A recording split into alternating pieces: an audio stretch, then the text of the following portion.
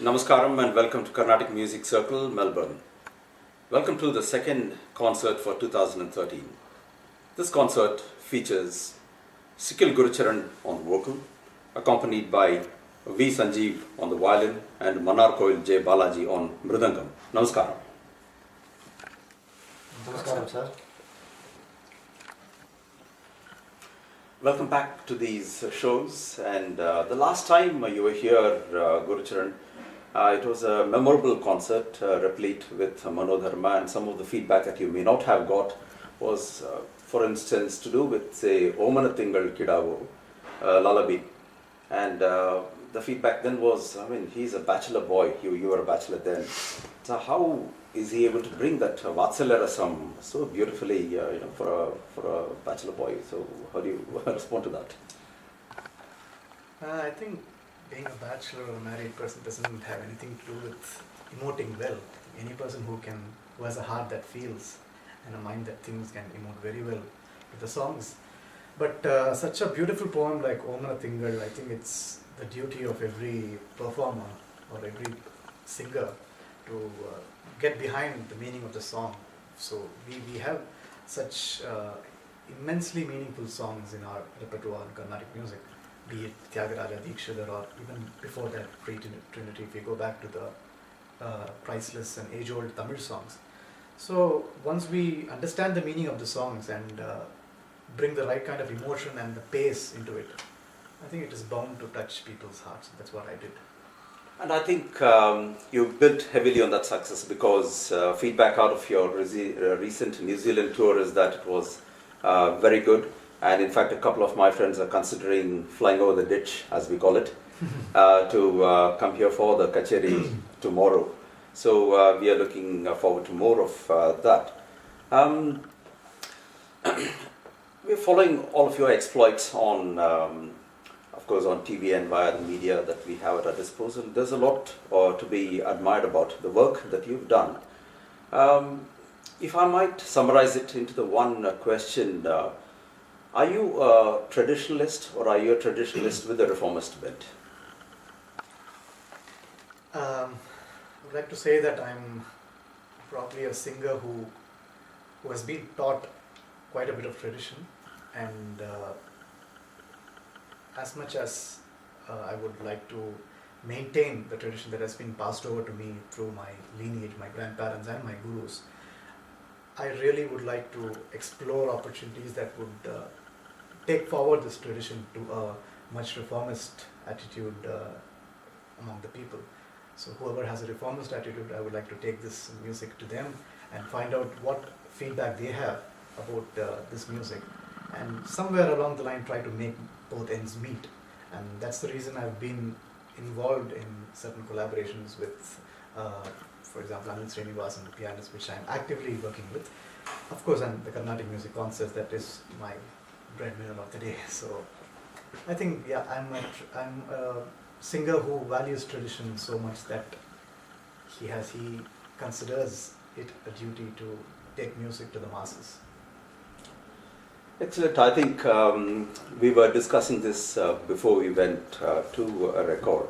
I think you did mention that one of the things you were considering is perhaps move away from the traditional Ragam Tanam Pallavi format where the violinist follows, and where you were looking at perhaps having the violinist follow the contours of the raga along with you.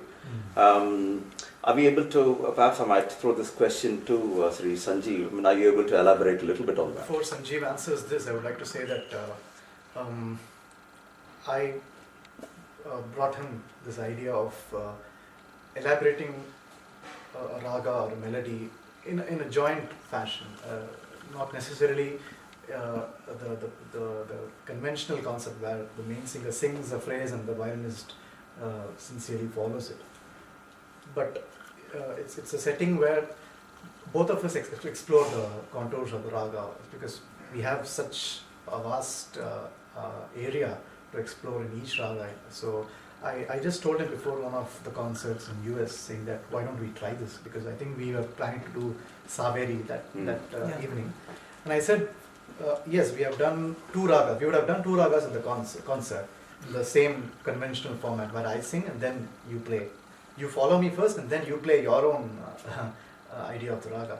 So what we do in the Pallavi, why don't we try this new concept? I don't know if it's entirely new, but it just came to me.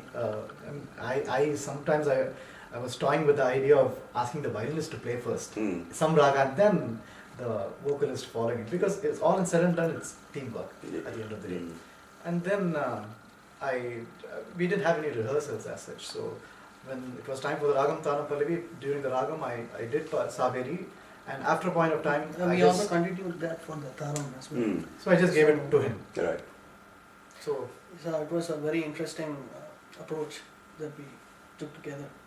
So Manodharma Sangeetam at its purest, if you will. Yeah, because RTP is considered to be one of the most complicated aspects, and where there is a lot of scope for exploring Manodharma. So this was a very good exercise for both of us, and we were in full swing during that concert. Because in a concert there's a lot of exchange of ideas between violinist, the main artist, the vocalist and the mridangist, because we tend to grab each other's ideas in a very friendly manner and present it in our own fashion. So when Sanjeev played a phrase, it immediately gave me some idea, but in a conventional format I'm not supposed to sing again, right? I've done my quota of Saveri and then he plays. So if I find something unique in his elaboration, I immediately take that and sing something else. And then likewise, if he finds something interesting in my portrayal, he takes that immediately then and there and tries to develop it. It's a stage by stage development. And it is also not very easy on the stage to do that. It's because it is very different from the usual approach, so it is kind of much more difficult than what the usual pattern is. And we hope to see an example of that at tomorrow's Definitely. Kacheri. It's a work in progress, I should say that, and it's nothing new, I think, because there have been instances where the main artist generously allows the violinist to take over, play the ragam completely, and then he will, if necessary, he'll top it up with his own ideas. So it has been done for many generations. It's just that we feel we feel this as a tribute to the age-old tradition that we have been learning for so many years. Thank you for that answer. And you previously touched upon your collaboration with Anil Srinivasan. Evidently, it has endured. It has proven very popular. And again, perhaps it's a little bit of a break from tradition, if you will. So I suppose I'm interested to understand what has that meant? Has it meant that you have an entirely new audience for the Carnatic music genre, or do you find yourself, being attracted to the other side of the spectrum, if you will? When I started this out, I thought I'm going to venture into an unexplored area in terms of the audience, and I was looking forward to it, breaking out of the usual Carnatic audience and getting to see a lot many people who have never heard of Indian classical music from the south.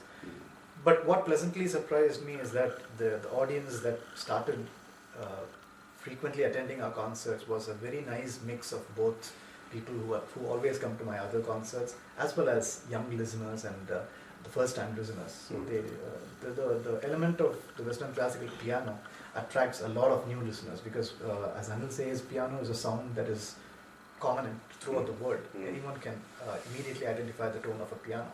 So that, when coupled with the Indian classical voice, so it really intrigued me as a musician first of all, and then thankfully it intrigued a lot of first-time listeners and the connoisseurs of music as well.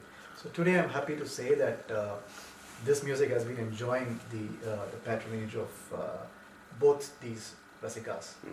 And when people come up to me and tell that they have started listening to Carnatic music after seeing the works of Anil's and mine, and also other similar projects going on, I really feel humbled as a musician. Challenges that we as lay listeners, if you will, who by choice gravitated towards the classical forms of the music, who by preference and by inclination listen to a lot of classical music as opposed to other forms of music. One of the one of the difficulties is that we tend to view other music or listen to other music using the filters of Carnatic music or classical music. And so I don't know if that's a good thing, but I mean, for professional musicians such as yourselves who are constantly steeped not just in the practice and the performance but also in the learning of it, do you find yourself encountering such hurdles? Not really. We either like one kind of music or don't like that music, and if we probably don't prefer to listen to a music form, personally I would shut off my ears and rather than applying filters to that music form and finding out or tweaking it in a way that appeals to me. Because why change a music form just because you can like it? I don't believe that. That said, having said that, I would probably love to listen to a lot of Western classical music if I have the chance. As of now, I enjoy listening to cinema music and a lot of soft Western classical, and all that appeals to me in intellectual level. I really enjoy these music. Great. And certainly, I think there's that, I think as you'd fully be aware, Carnatic music and Indian Hindustani music are but two streams of one broad river. So I think you've been recognized by, say, the Sangeet Natak Academy, and you've also been named by India Today as one of the big game changers under the age of 35. So this is going to be a bit of a multi-pronged question, if you will. Do you think you have this sense of destiny upon yourself that you need to maybe build bridges, or indeed you need to be one of these torchbearers of the future now that you've been identified as that? I think that's what people expect me to do right now. All these awards that you have said, they push us in that direction. That's what I feel. But I don't impulsively or I don't compulsively do such things as bridging generations or bridging two kinds of listeners. That's not what I do. I try to enjoy my music, and if something makes me present my Carnatic music in a way that is not in any way disruptive to the aesthetic appeal, I would definitely and gladly do it. So that's what I've been doing. Thank you. I mean, it just I'm reminded of, I'm reading Louis Armstrong's biography, the jazz great, and then just complete by accident, jazz, which was essentially, a ghetto music from New Orleans, essentially became the de facto voice of America. Listening to the work of young up-and-comers and such as yourselves, I mean, I sometimes get the feeling that there is this opportunity for the great hoary tradition of Indian classical music, maybe to become the voice of India. Have you had such thoughts? It definitely has the potential. What do you think about it? Certainly, we have lots of voices. Especially one of them will be Gurucharan, who can really take the music on the classical lines. Actually, what I feel about his music is, as an artist, he doesn't swerve too much away from the tradition, because his family is a great traditionalist.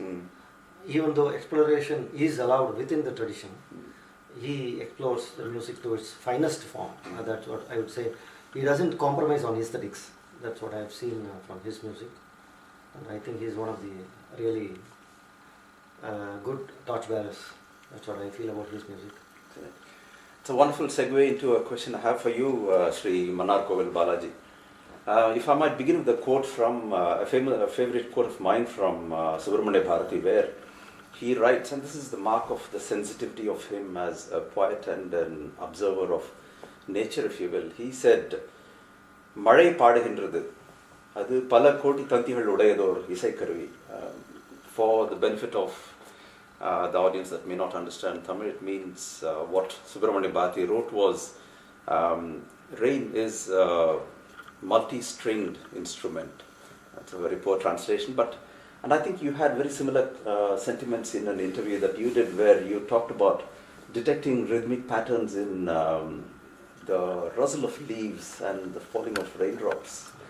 Very profound, I thought. So could you expand on that, Sri Balaji? Yeah, actually, What I actually said was I used to call out rhythmic patterns out of sound of water falling on a tap. That's what I mentioned actually. Actually, if you find there is rhythm everywhere in our heartbeats. There is a rhythm in our the falling of the leaves. There is a rhythm in our rustle of the leaves. There is a rhythm, and then water falling from the tap. Something like that it will come. If you have the rhythmic ear, that is the ear that is tuned to rhythmic patterns, then you will get a lot of. Way back in India, what we do is there is a recent share auto is going, where people share in an auto and then they travel to different places. That mostly goes like your Kandam and Mishram. They travel like takita taka dimi takita taka dimi takita taka dimi, something like that. And some of the share autos go like taka takita taka takita taka taka like that it will go. So we try to call out some patterns like that and then try to fit into our rhythmic cycle and try to find out if something comes out of that. It is only on the traditional lines you try to find out some patterns and try to work on them, then you will get something new. That which has not been already done so far. That's where we always try to work on. That is why I said we are traditionalists, but try to find out ways to get how our elders brought. See how they would. What I always think is what would be their thinking in getting that innovation. So can we get into that vibration and get the same innovation on us? That is where I work. I also said in the same interview that music makes me look inwards. I said that is what is going inwards. Inwards is you find out what would be their state of mind in getting some innovations. So can we get to that same state of mind or even better or a bit lower or higher and try to get the same type of innovation or a different type of innovation. So that is where our search, we say we are on a search. Very true. It is the search that we are doing. So these are all the paths, that's like a falling of raindrops, and then very true. That is where we try to find out some patterns. Excellent observation, Sri Balaji. Especially the observation about the rhythm of the autos. I think you will find a huge scope for exploring that when you look at the beat of some of these motorcycles out of the US, like Harley Davidson, and some of the older automotive engines. And there's some of them have these very evocative notes. That even people, that we have this bullet, right? Yes. That Enfield bullet. Very they have this sound. Exactly right. They will get to this sound. That typical bass sound with the rhythmic patterns intertwined. You have to have that ear to observe some patterns out of that. Absolutely right. Look, this has been an absolutely wonderful conversation. We could continue on forever, but can we just finish with a sample of what the audience might get to hear tomorrow, and we'll close. A sample in the sense what items am I planning? That's difficult even for me to think about right now because I'm getting some requests over emails, and over the years I've found that planning for a concert is so very difficult. It changes. When my grandmothers used to be on stage and I was in the audience and putting tambura for them, I was in awe at how they were able to consistently perform for 3.5 hours without repeating any items consecutive days of concerts. And how they even get time to plan a concert beforehand, because it's so much of work. And they started out writing concert lists for me when I just started being a performer, and then they said that you will just take it over, don't worry, and there'll be a day that you will find yourself being that innovative on stage that you will some unheard songs that you have learned so many years back, suddenly you will present on stage without your knowledge, without any preset song list. So that's what I'm exactly doing now.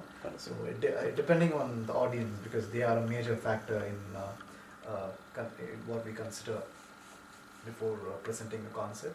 So whenever there's any kind of a dip in the enthusiasm levels in the audience, we try, as a team, we try to change it and include some so-called peppy numbers, some popular numbers. So I think it should be a mix of all these familiar ragas and certain unfamiliar notes that needs to be put across to the audience. And I think this year bears significance to Swanitranal and Purandaradasa as well. So they usually appear in any successful concerts lists. So tomorrow I should be singing their compositions as well.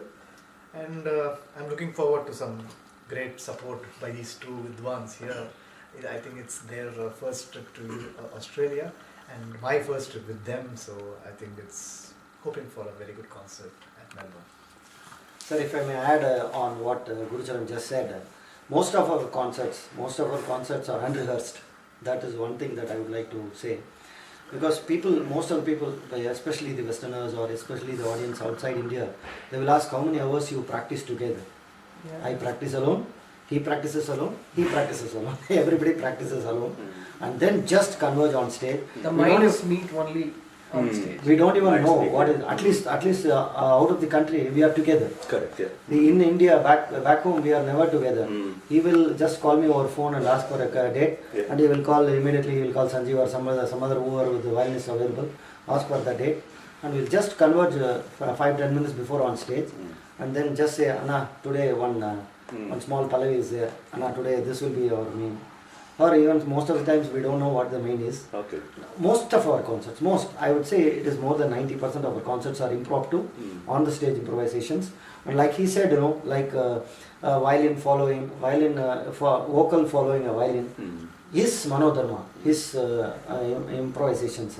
That is an impromptu thing that would have come into his mind when he was working on some innovations within the tradition. That's what I would like to add on what most of our performances are impromptu, and really the audience can expect something, some cracker. Thank you very much. We wish you a successful concert and a successful tour. Thank you very much. Thank you, sir.